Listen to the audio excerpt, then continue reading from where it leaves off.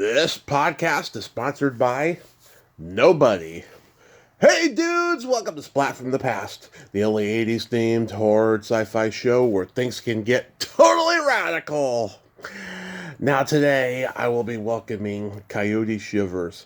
Aside from the fact that he is the boyfriend of one of my favorite guests and favorite people in the world who I had back on last week, Pleasant Gaiman, he is also a record producer, a rock musician. He's from Canada, and he played Berko in the 1995 cult classic Empire Records, celebrating its 30th anniversary. And he'll be my first guest from the movie. I'm so fucking excited. I've been wanting to talk about that movie for a long time. And he produced the Canadian band Shadowy Men on a Shadowy Planet. They did that instrumental, Having an Average Weekend, which was the theme song to The Kids in the Hall. And he was also a member of the Dave Rave Conspiracy. Aside from Empire Records, he was in Johnny Mnemonic with Keanu Reeves. And he's also involved in local council politics out there in LA. And it's going to be a great conversation today. I'm looking forward to it. And I'm so glad that Pleasant could connect us. This has been an insane week. I've had 2 reschedulings this week of guests, and it's funny. Tax season is really fucking people up. It has before, but this year has been really, really bad. People have been just fucked up with taxes. They are just overwhelmed, and so many people are rescheduling on me or moving it to April or something like that, and it's all I'm doing is keeping my head above water and pacing myself about it, because I love staying busy. I love podcasting at least 5 days a week, and never in the same day anymore. I'm just too old for that shit. But sometimes I can't help myself. It comes up sometimes. But I'm blessed nevertheless. So yeah, here is my interview with Coyote Shivers.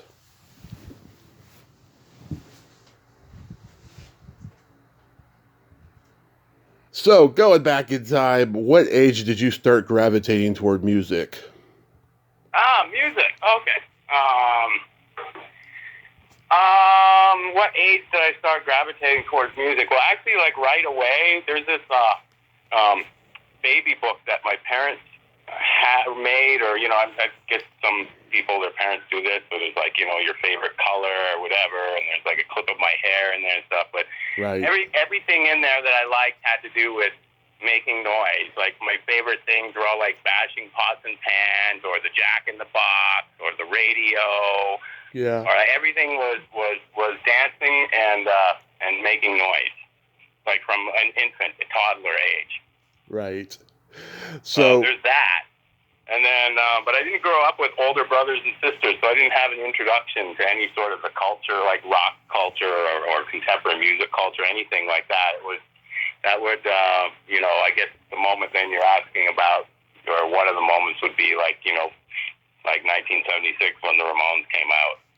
And that sort of, I'd say there was 3 bands, like all within like a year. The Ramones, Sex Pistols, and Kiss.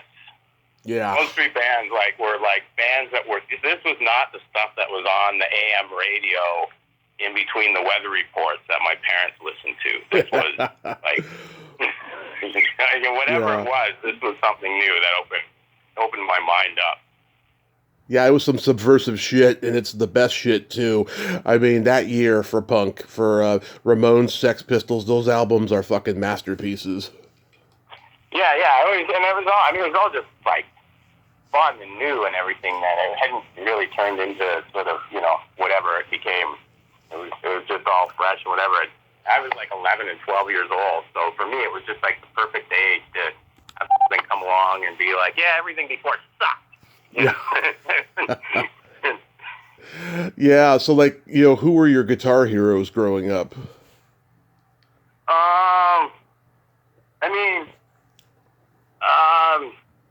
Honestly, I guess probably Johnny and Steve, just because Ramones and Sex Pistols like that. Although I don't know if guitar hero would be the word. Uh-huh. But yeah, I guess just because I like their bands. But I liked a lot of other kind of stuff too. I like early stuff too. Like if I had to pick what I think the top 3 guitarists are of all time, I would pick Chuck Berry because he's the roots of everything. Jimi Hendrix because he took it to like the stratosphere that it could be taken to, and Johnny Ramone just for laying, being the most solid thing ever. Yeah. Yeah, I mean, do you remember the first album you ever bought or was given to you when you eventually did get into music that was, not classical or whatever?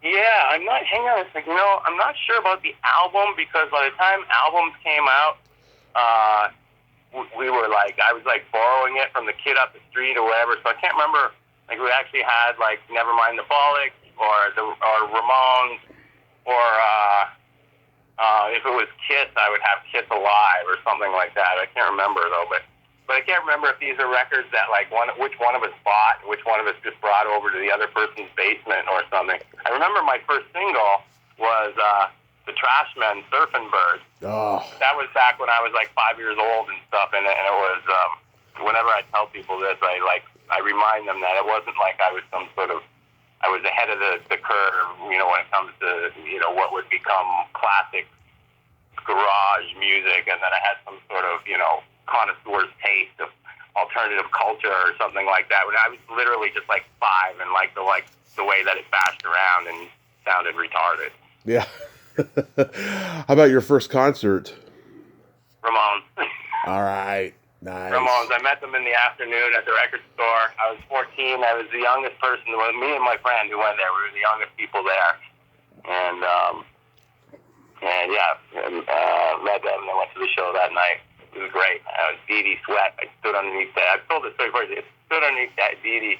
And the thing that I remember about the Ramones the most is how much Dee Dee sweat. Yeah. So where did you get your name Coyote from? Well, that's from my birth mother. Mm-hmm. Yeah. My first name is Francis, but no one calls me that except the cop.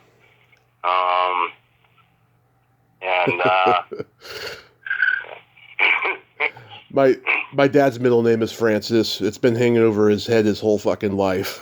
Oh, really? Yeah. I guess people don't like it, right? I don't know. I don't know why they don't like it. I don't think it's that bad. I mean, I think there's a lot worse, I mean, I don't mind my middle name is Arthur. I was named after the Dudley Moore movie. Oh, wow. Yeah. I mean, I get it that it's a little bit like proper and precious sounding, and it sounds a little bit, I don't know, but I like it, Yeah. So did you have a band in high school that you played with? Yeah, I did. You wouldn't have heard of them, but they were called the Doberman Gang.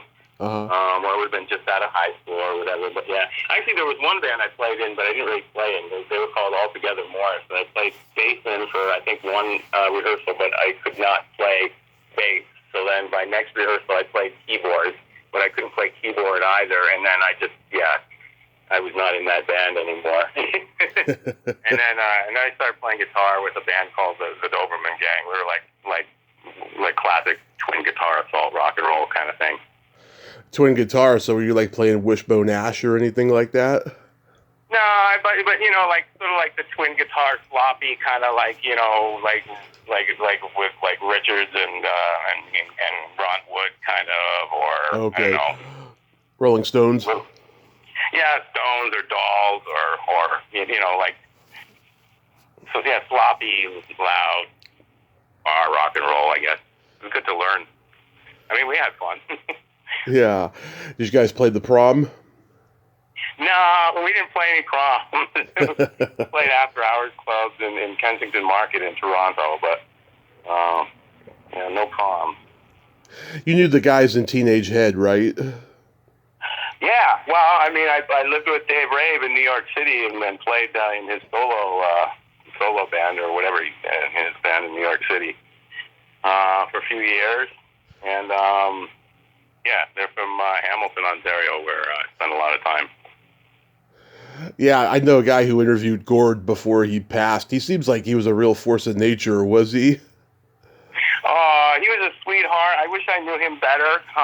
But everyone, I know a lot. Obviously, know a lot of the same people. Everyone that knew him even better just loved him. And of course, his guitar playing was great. They were Yeah. a great band. I I first don't know if you were like around that time or No. or whatever, but they made it to, like, even though they were a punk band with a name and like Teenage Head and songs like Teenage Beer Drinking Party or whatever, Disgustine and stuff.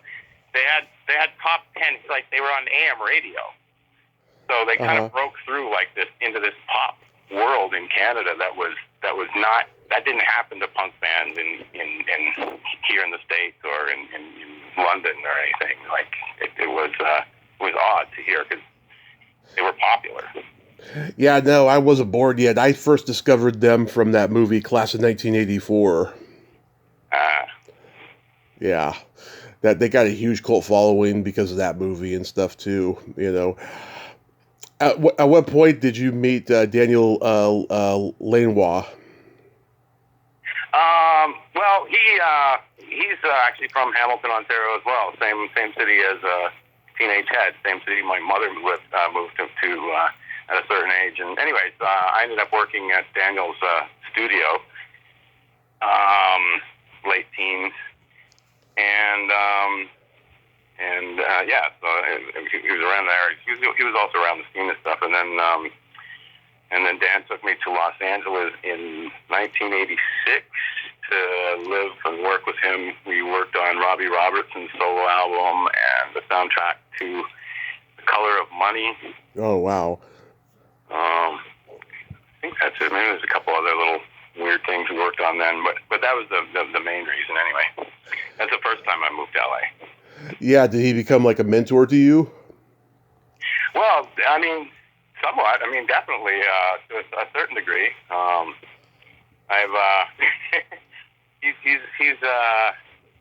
He's an individual person. He's a workaholic. He's extremely talented. Mm-hmm. I didn't have the same focus as he did at that time. He was used to making records that took months, and I was used to paying an engineer a bag of weed to stay up all weekend and getting an album done, or something like. Yeah.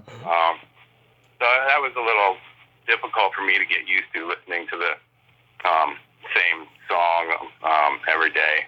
I've said it this way to people before. People thought I had like the coolest job in the world, and then I would,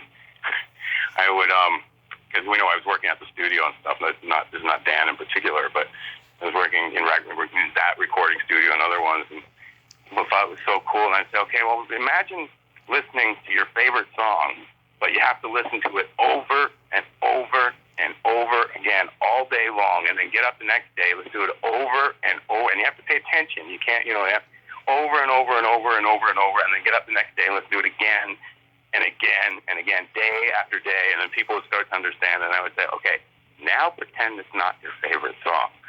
And then they would kind of understand that, okay, it's work sometimes, Yeah. Were you around when he produced Peter Gabriel's So? I was around in his orbit. I wasn't there physically. He took with him to do that one Dave Bottrell, who was, hang on a second, I have to think back. That's either the guy I replaced at Grand Avenue or he replaced me. No, I replaced him. So he worked at Grand Avenue Studio before I did, and then Dan took him to go do the Peter Gabriel album. And then when he got back from that, Dave stayed with Peter Gabriel in Bath, England, and then Dan took me to do the next record he worked on, which was Robbie Robertson's solo album. Nice. So I visited there one time in Bath, but I don't really remember much except the Roman baths, and apparently everyone remembers me because I wanted to go in, but they said, no, you can't, there's a fine, and there's a sign there that says you get a fine. And I was trying to find out the fine because to me, that was just the price of admission. I wanted, like, what is the fine, $50 or is it $500? Because if it's $50, that's worth it. I'll take, to swim in the Roman baths, sure, $50. If it's $500 or $5,000, I'm not gonna. So to me, that made like logical sense that that's the question I'm gonna ask. But apparently, it amused the residents so much that they used that term like for years after. If someone would have been, then what's the fine would be sort of their punchline that they would come back to.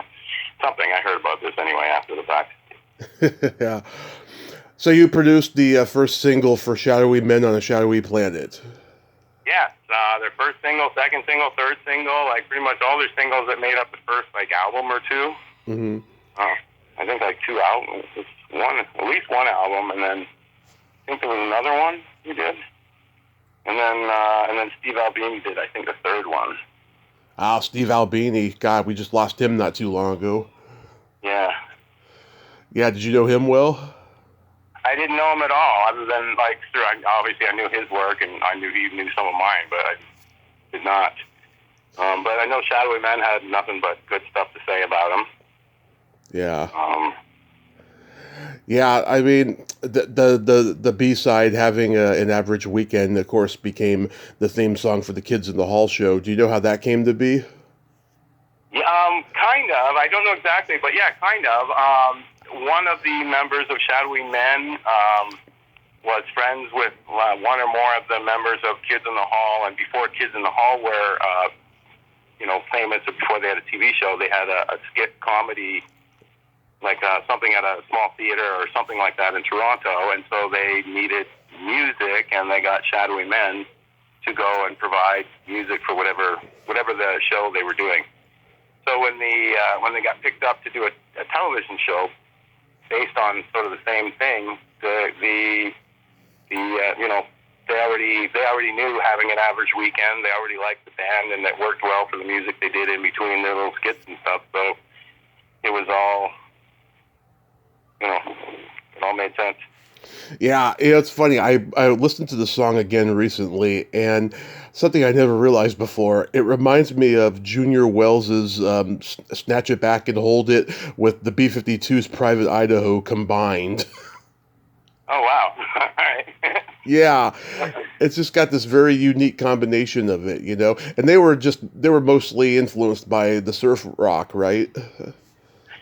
I don't know about that. You'd have to ask them for more. I know for years they would deny that they are a surf band vehemently, Mm-hmm. almost ironically as a joke, because they sounded very surfy, of course. But Yeah. they denied they were a surf band, and I obviously their name was a little bit, from the Shadows. Yeah. But I think that like Don, his influences were like a lot of punk, like the Ramones and Teenage Head and stuff like that. And I can't even remember this, and I shouldn't even say this. Let me rephrase it in a way that I can. Mm-hmm. I think Having an Average Weekend reminds me of a couple songs too that I think they sound a lot like those songs, and they're punk songs. And who knows? Maybe if they accidentally sound like, maybe, who knows? Maybe they inspired those things. I don't know. It's definitely an influence of punk or what they called at that time post-punk, or what became alternative rock. Yeah, definitely. I mean, like, and I think, I can't remember if they've done any other covers, but I remember, for example, one time I saw them and they did a cover of the Ramones' 53rd and 3rd, which is odd for a metal band to do. Because for an instrumental band to do it, it's a little ridiculous, because there's no melody, really. It's just ding ding ding ding, but they did it. That's the best drug deal song ever. I love it. So at what point do you move to New York and get involved with the Dave Rave conspiracy? That was around like 89. Mm-hmm. I'd been living on a boat in Amsterdam, and I still had my boat in Amsterdam. Actually, I was just visiting Toronto. Nice. And then in Hamilton. Actually, I was in the studio in Hamilton, that same studio, Grand Avenue Studio. And Dave Ray was there recording some solo stuff from he wasn't with Teenage Head. He was, playing around doing some solo stuff. So, so I ended up, playing on some of that stuff. And then he got a call one day from someone in New York, and I'll give you the short story because whatever. But basically, an apartment came available on the Upper East Side. Therefore, was $375 a month. 1 bedroom, fully furnished, everything sublet for $375 a month. But we had to take it that day. So the decision was made. Okay, take the apartment, and that situation, we thought it would last like a few months. Who knows? Like who knows how long we're living in New York or how long this is going to last for? And it ended up being like 3-4 years or something like that. Yeah. So and then when that apartment ended, by that time, we were New Yorkers. I think by that time I was getting married or something. I don't know. That was a mistake, but anyways. Yeah. By that time I lived in New York. At some point, I had to go back and sell my boat in Amsterdam. Wow. So how do you come to be cast in Johnny Mnemonic? That was because I knew the producer, or one of the executive producers, one of the heads of Carolco, which I think that was the company that did it, Carolco. I think TriStar, yeah. TriStar Carolco. Oh, okay. So, yeah. I knew him, and they were interested in some of my music or something like that. It was originally they were interested in music, like soundtrack type music.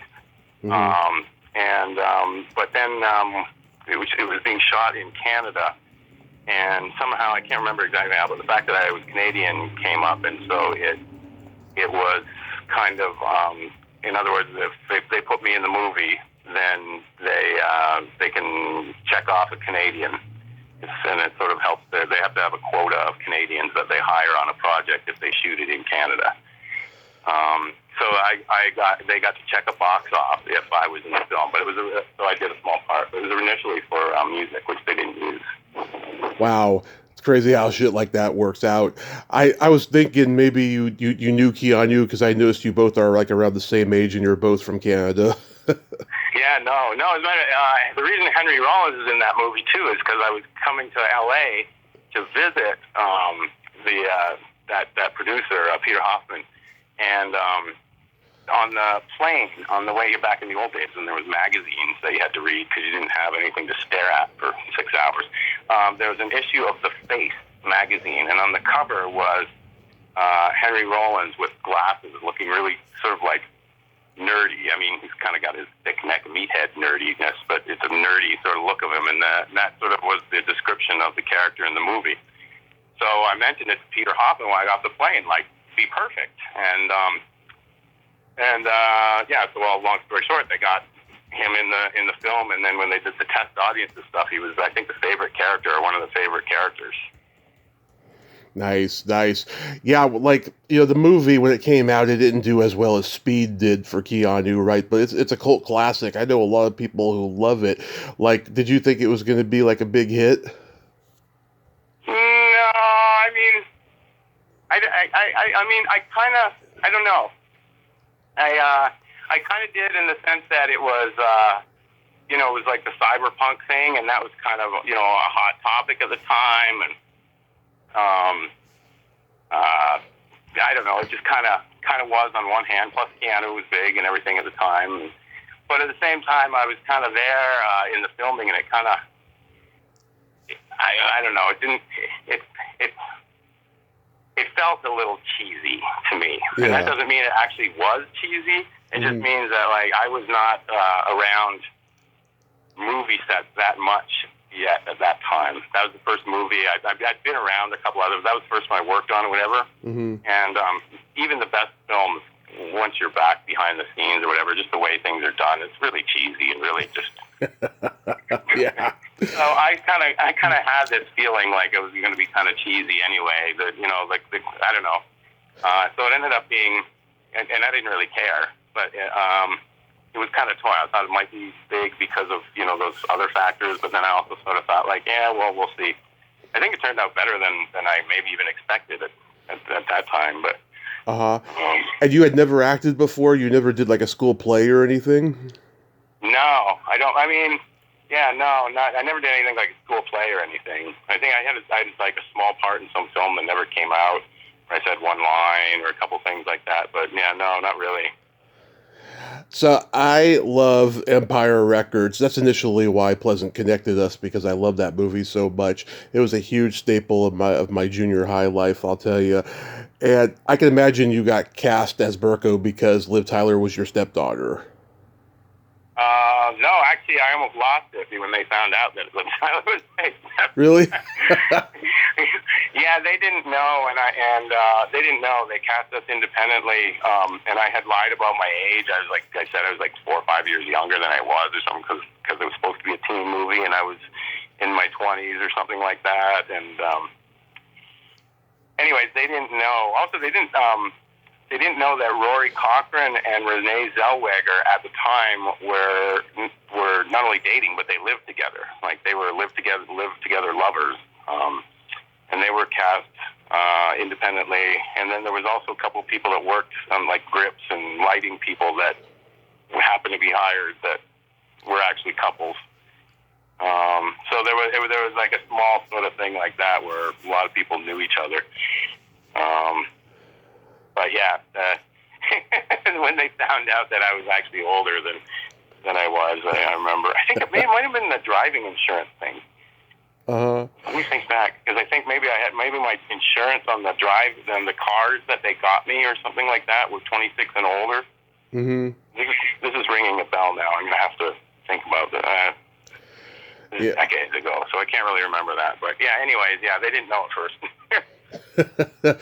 Yeah, Alan Moyle had made Pump Up the Volume, and he had done Times Square. He's one of those guys like John Hughes who can understand young people and tell a really good story about them. What was he like as a director?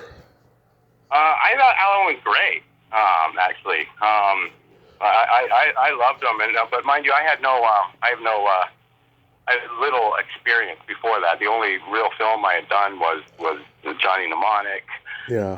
And so I didn't realize, exactly how different the way Alan did things was. But he this was shot in North Carolina, and he got a bunch of condos on the beach and stuff all together for everyone who worked on it, and especially like the actors and everything. So basically lived together, so that by the time they were shooting and then they got there and they got us there early to, run through stuff and like ad lib and stuff, or like, I don't know, just to work through it. Like, they didn't just have us filming on the first day. Mm-hmm. So basically what he wanted to do was make everyone be like friends before shooting started, so that it felt like a group of friends in the record store.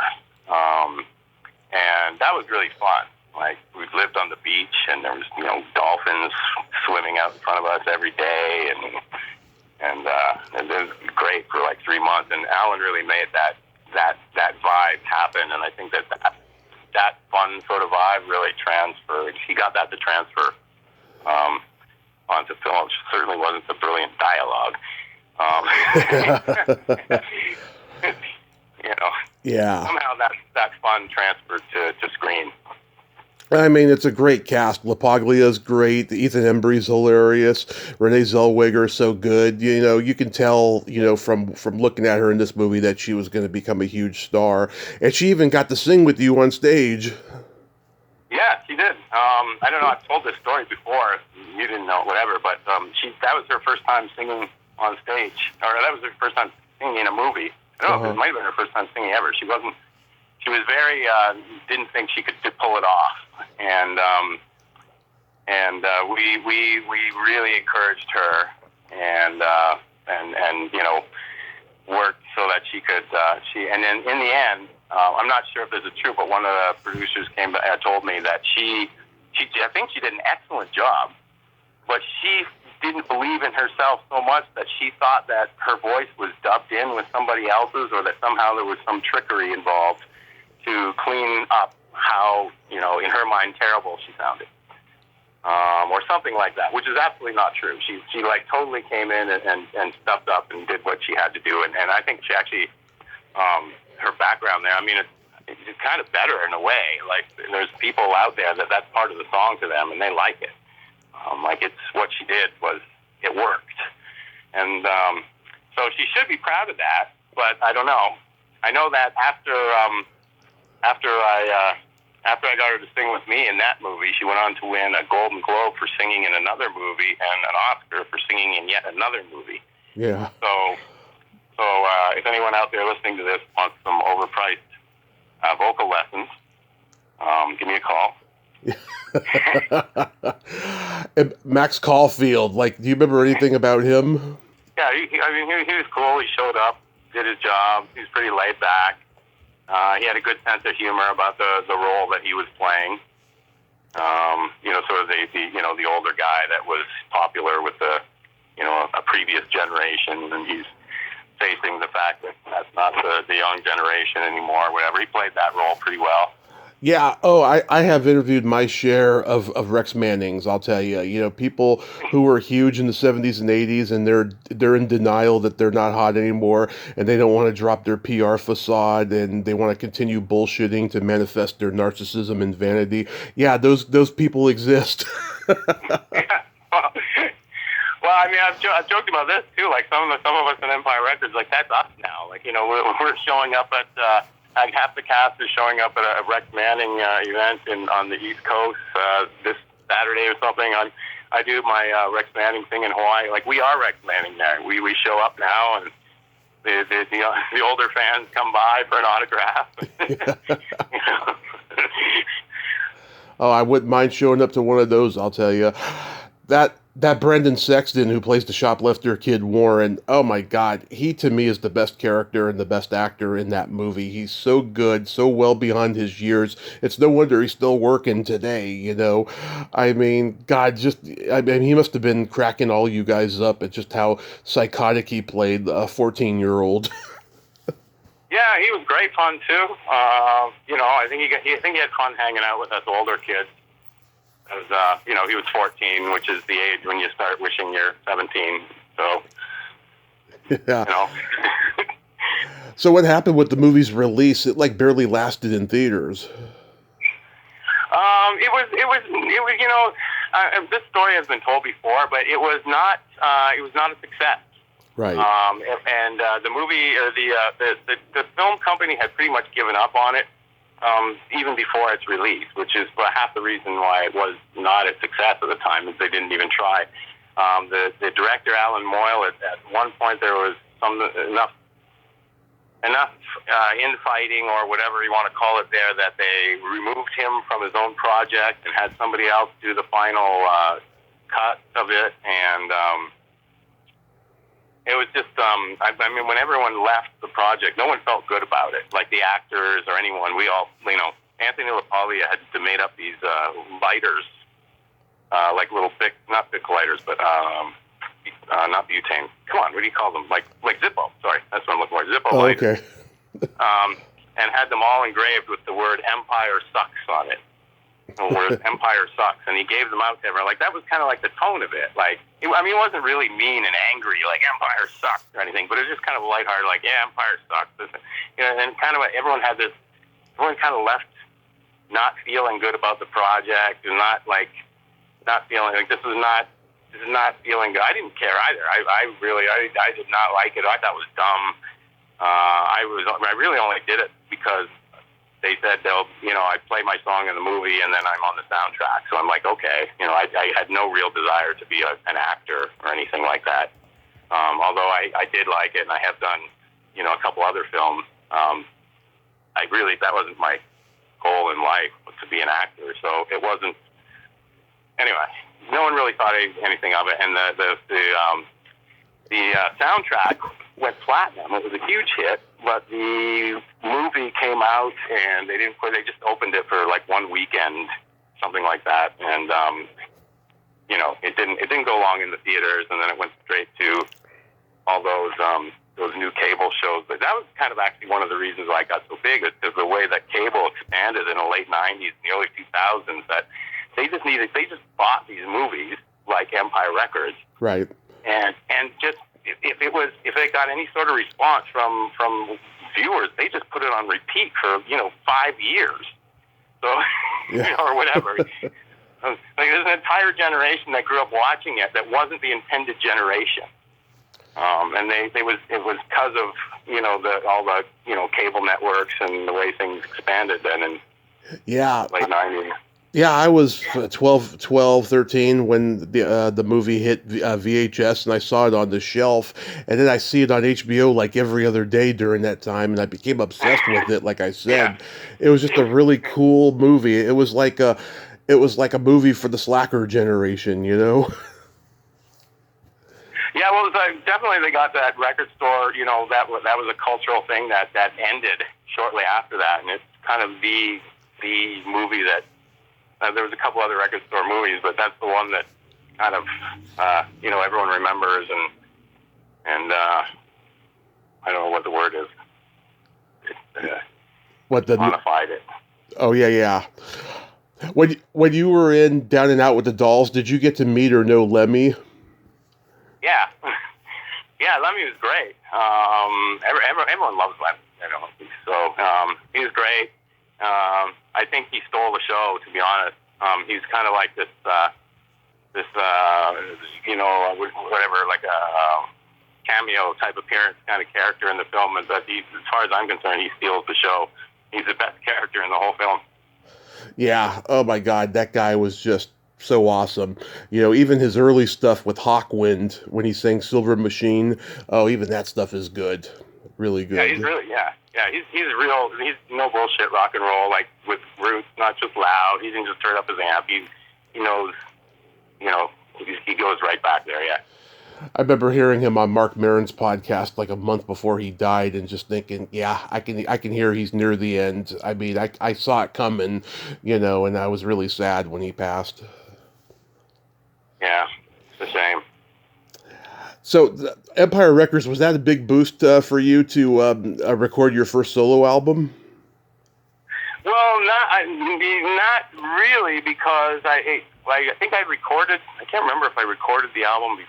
No, I guess maybe it was around the same time. I don't even remember if it was before or after, because it wasn't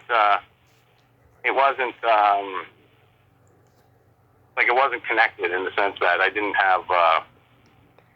The movie, it's not like the movie, like we just said, it didn't come out and become this huge hit right away. It was like a creeper by the time it. Mm-hmm. So really, that didn't affect things.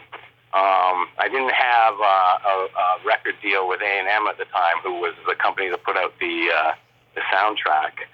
As a matter of fact, they were kind of like, well, I've told this story before, but they didn't want me on the soundtrack, A&M.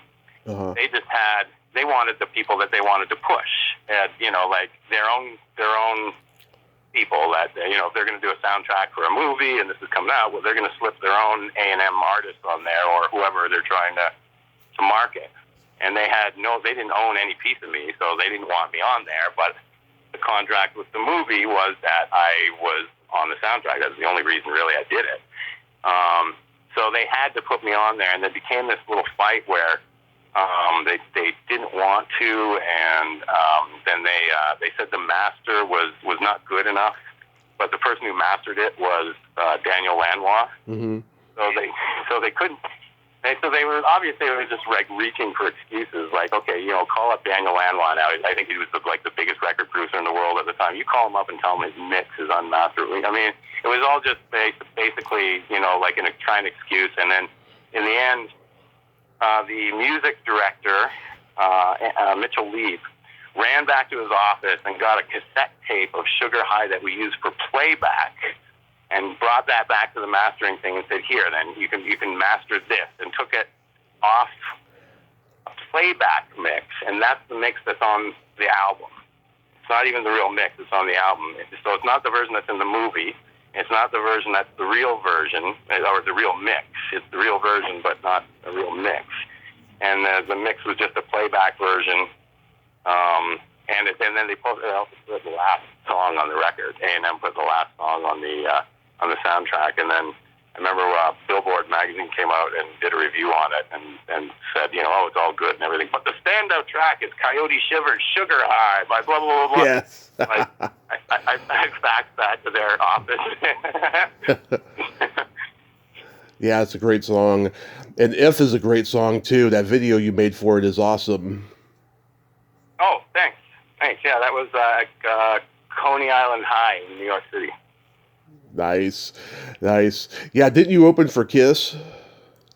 Yeah, on their reunion tour, like in '96.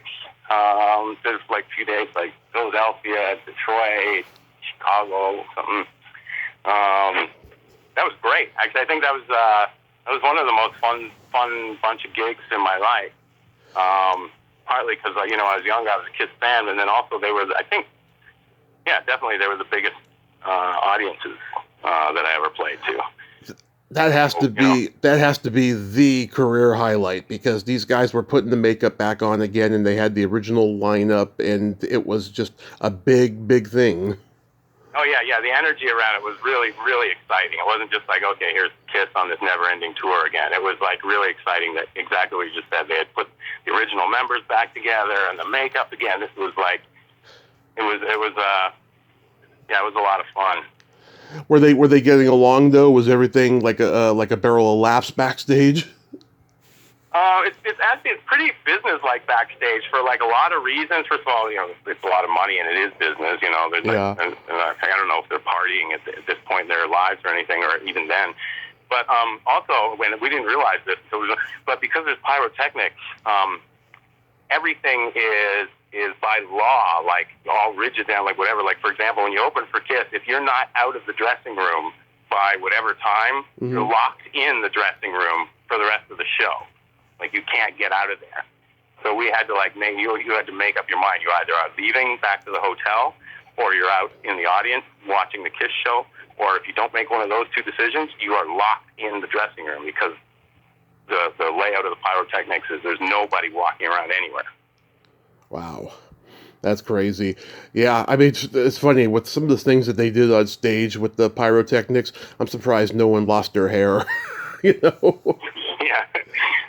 Apparently a couple people's hair got caught on fire, like for Van Halen or Ted Nugent. I've heard some of those stories, but nothing I saw with one Kiss. of Paul. I think it might have been just a Kiss cover band or something. Mm-hmm. Yeah. I can't remember everything. Yeah. When did you start wearing the little stars all over your chest and everything with no shirt on? That was it was around the mid-'90s. I can't remember what year exactly, but you could figure this out historically, because it was Lee Black Childers' 50th birthday party. And I had two shows in the same week. One was his birthday party, and one was at Squeeze Box, but it was also going to be his birthday party. But I had to, Lee Black Childers is he's a well-known rock photographer or whatever, and he's kind of, he was also vice president of Main Man, Bowie's tour management company in the United States for a while, and he was very, very much involved in that scene, and I think he's tour manager for Motley Crue too. So anyway, so the glam rock thing was really he was really into that. And so for his birthday, I did glitter all over my body once, and then the other show, I didn't want to copy myself, so I didn't know what to do, and I had these little stick-on stars that I got for my guitar, and I had some left over, so I just put them all over my body, and Lee loved them, or they just went over really well, so it sort of became like that I did, and after a while I couldn't get rid of it because people expected the stars. Yeah. Well, it's sexy, man. It works. Well, it worked then. I'm not sure it would work now. I shouldn't bitch. I got a great body for my age, but I don't have that. I don't have the body I did when I was in my 20s. Yeah. Well, I mean, look at Iggy Pop. I mean, he's still doing what he did back in the day. I don't think he's doing it quite like he did, but he used to do that thing where he'd cover himself in peanut butter and had the shards of glass and everything. Yeah, well, he's Iggy. He gets a pass to be Iggy. I'm not sure that I will have the same pass when my body starts flowing like that. You know, I'm he gets to but I don't. So, you know. Yeah. So what do you got coming up? Well, right now, I don't know what the Pleasant told you about, but we're going to Hawaii to. Yes, she told me that. Rex Manning Day. Actually, we're doing Rex Manning Day week this year. It's usually a one-day celebration there, but because it's on a Tuesday, we're just going to play Tuesday, Wednesday, Thursday, Friday, Saturday, and call it Rex Manning Day week. And just sort of spread it over a few nights, and then that way, I don't know, we don't do it all in one night. So going to be playing that, and that's what I'm looking forward to right now. Anyways, Hawaii, we do this gig every year. It's at the Paniolo Bar in Waikiki at the Equus Hotel. That's what I learned to play ukulele is for this gig, actually. Oh yeah. I heard when you two did your podcast, you mentioned ukulele. I love that name. It's so perfect. Ukulele. That's kind of one of the offshoots of that. Yeah. I don't know if I mentioned it, but that's true that I learned to play just for this gig. So the first time I did it a few years back, I was going to play Sugar High, a Hawaiian version of Sugar High, at this event. And then that day I realized, I don't know what I'm going to do, and I can't play an ukulele. Mm-hmm. So I went to a tourist, sort of a free ukulele lessons at 2 p.m. at this ukulele shop there. So I went there, and there's 12 Japanese tourists and me sitting there, and he teaches us a couple things. And you can tell by the way that I'm fingering the neck that I must have played something. He says, "Hey, do you play guitar or something like that?" And I said, "Yeah." And he said, "Yeah, I can tell by the way you're." And I said, "Yeah." And then I said, "Well, honestly, the reason I'm here is I have this gig tonight. And I've never played ukulele, and I have to play a song. So if you could just teach me 3 chords, I'd be really grateful." So, he taught me the chords that I needed to play that night. And then from that moment on, I play ukulele. Oh, that's so awesome. You deserve a great lady like Pleasant. She is the real deal. Pleasant rocks. I've had more fun with Pleasant than anybody. And I don't know, she claims me. We'll see. Yeah, no, she is just awesome. I love it whenever we talk and stuff. I always say the most attractive women are the ones who aren't easily offended. Well, it's probably true of men too, but yeah. Yeah. Yeah, you're a lucky guy there. Well, Coyote, I thank you so much for coming on today, and I hope you guys have a blast in Hawaii, and keep on rocking and be safe out there. Thanks a lot. Thanks for talking to me, and thanks for being nice about Pleasant, because I love her too. Absolutely. You have a great day. All right, you too. Take care. Take care. Bye-bye. Well, there you have it. Coyote Shivers, ain't he a cool dude? Man, that was a great talk. Yeah, and like I said, Pleasant is awesome, and absolutely, I will always just cherish my professional friendship with Pleasant. She is so friggin' awesome, and I hope to get out to LA and see her dance one of these days. Well, until next time, this is Tommy Throwback Kovac saying there's no shame in living in the past because the present sucks. Later, dudes!